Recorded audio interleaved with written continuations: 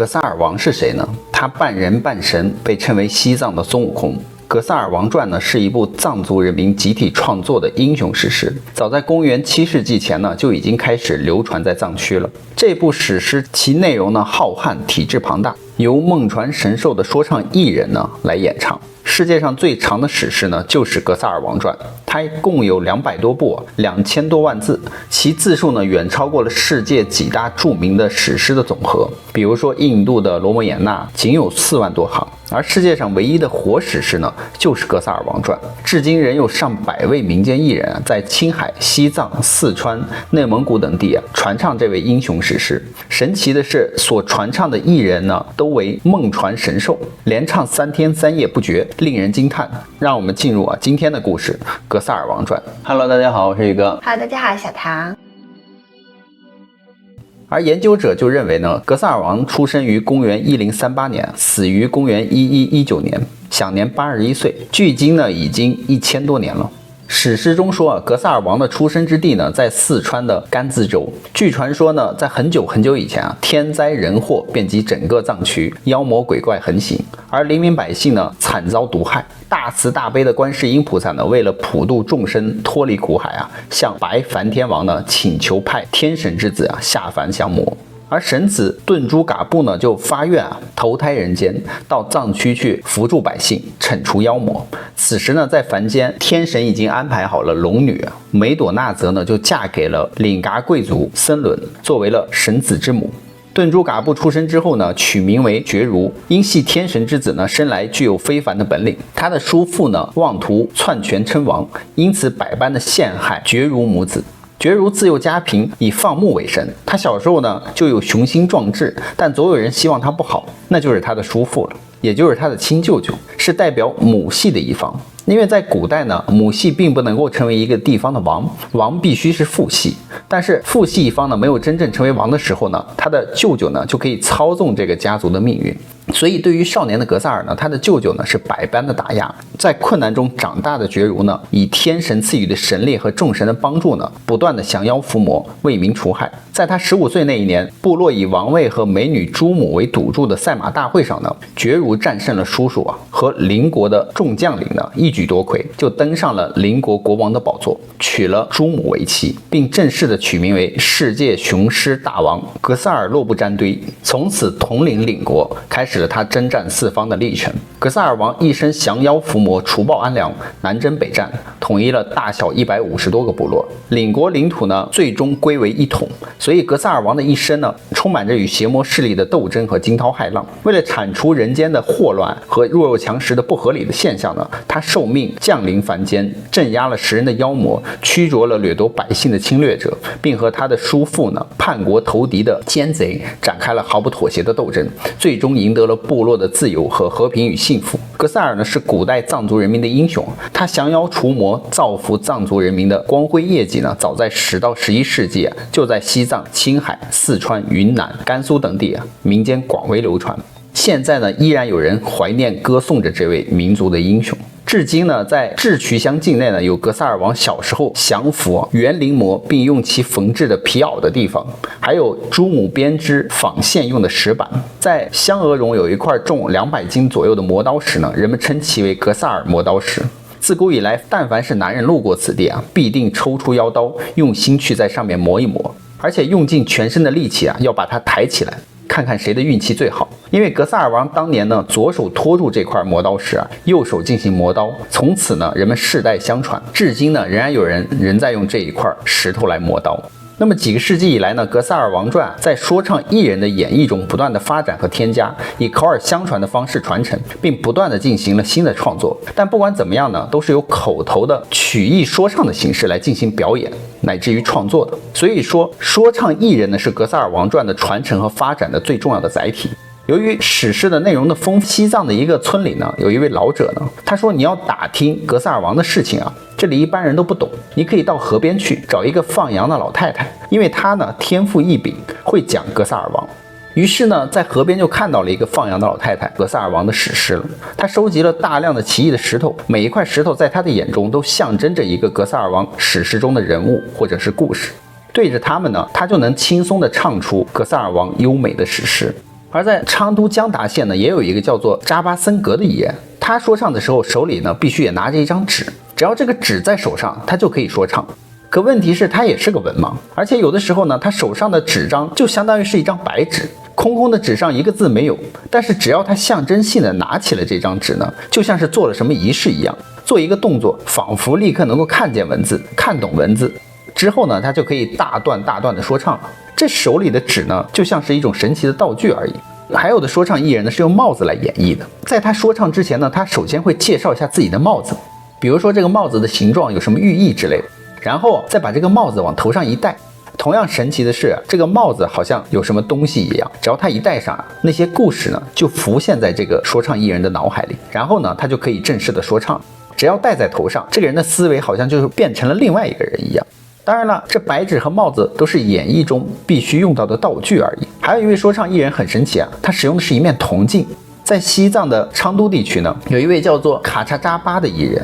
他在演出之前呢都会供奉这个铜镜，之后呢会抓上一把青稞，吹一口气，再把这个青稞撒到镜子上之后，他就可以从镜子上看到图像和文字了。听起来好像这个镜子就像是一个时空之门，可以通过镜子来看到格萨尔王之前的史诗和战争一样。而且目前他已经根据铜镜中看到的内容抄写出来了11部格萨尔王的史诗。刚才说到的这一些传唱者呢，都是使用了对他们来说充满神奇力量的道具，而道具在演绎中发挥着作用。然而还有一种传唱者就更神奇了，他们要么是小时候做过梦，要么是经历过什么神奇的事件，然后好像是患了什么奇怪的病一样，在生病的时候呢，寺庙的住持为他们念经祈福之后，这些孩子好像是被开启了智慧，就可以源源不断的传唱格萨尔王传了。其中一位说唱艺人呢叫扎巴扎巴，他是1905年出生的。扎巴8岁那一年呢，就发生了一件大事。当时呢，他走丢了，给父母急的呀，到处去找。可是，一连7天呢，大家都找不到他。最后，父母绝望了，心想这孩子保不齐啊，是出了什么事儿。万一有什么意外的话，我们还是给这个孩子呀祈祷一下吧。正准备祈祷的时候呢，突然之间，父母就发现啊，家门口不远处的一个大石头后面有一个孩子在睡觉，正是扎巴，而且还睡得很香。只是孩子身上啊浑身是土，很脏，父母就赶紧叫醒了他。孩子呢就醒了过来，一直打着哈欠，看着好像是还能睡一样。父母就问他你去哪儿了，他也说不出什么，他也不知道已经过去了7天了，就只知道自己做了一个梦。梦里呢，他说他看见了格萨尔王的一员大将丹玛，那么丹玛就把他的肚子给打开啊，往里面装了一堆史书进去。这些书呢，正是记载了格萨尔王史诗的内容。但不管怎么说呢，父母看见了孩子回来呢，还是喜出望外啊。但是村里的人却说，这孩子呀可能是疯了，因为他自从回来以后呢，嘴里就一直喃喃自语的说个没完。但是也很奇怪，因为孩子说的明明就是格萨尔王传呢。还有的人说啊，这孩子怕是受了惊吓，这一连好几天呢不见好转，而且这个孩子还神神叨叨的。于是父母就有点坐不住了，那么父母就领着这个小扎巴就到旁边的寺庙里啊，请高人给看一看。据说住持仁波切那一天已经预感到了有人要上门，所以呢，他就吩咐徒弟们啊，今天这个大门敞开，不管谁来啊，都给我请进来。而父子俩一进来，主持第一眼就看见了小扎巴，然后他不慌不忙的就对这个父亲说啊，说你回去吧，孩子没事，就让他留在我这儿几天吧。之后呢，仁波切就吩咐徒弟们准备一口大铜锅，再倒上一些水和牛奶，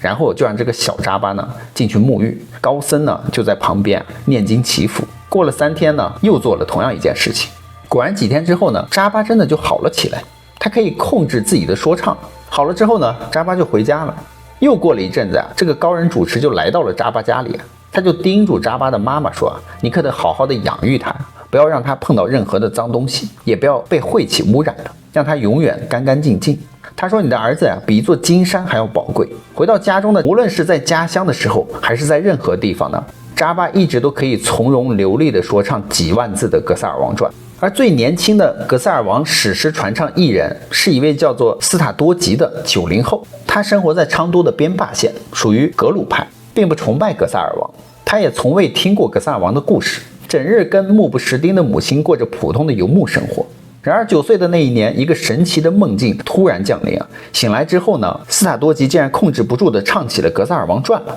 他说这个梦境是如此的清晰，以至于10多年后，斯塔多吉回忆起来，许多的细节仍然生动的犹如在眼前。那时候他刚上小学1年级，晚上梦见自己身在辽阔的草原上，到处都是鲜花和牛羊，两个身材高壮的人呢，就把他带到了格萨尔王的营帐前，告诉他来到这里呢是吉祥的事情，然后让他吃下又厚又长的经书。最后两个人一脚踏在草原上，一脚踏在彩虹上呢，就把他送走了。早上醒来呢，他眼前不断的出现了许多骑马和战争的场景，肚子里呢又胀又满，胸口好像有东西堵着，连早饭也吃不下。去到学校呢，他的同桌有点惊讶的就对他说：“你今天有点变化呀。”然后他就跟他的同桌说：“我感觉脑子有种要爆炸的感觉，听不到老师要讲什么，也不知道该翻到第几页。”终于呢，他就控制不住的大声说唱了起来，一说呢就是2个小时。当时身边的同学都吓跑了，只有老师激动的一把抱住了他。老师说：“你唱的呀是《格萨尔王传》。”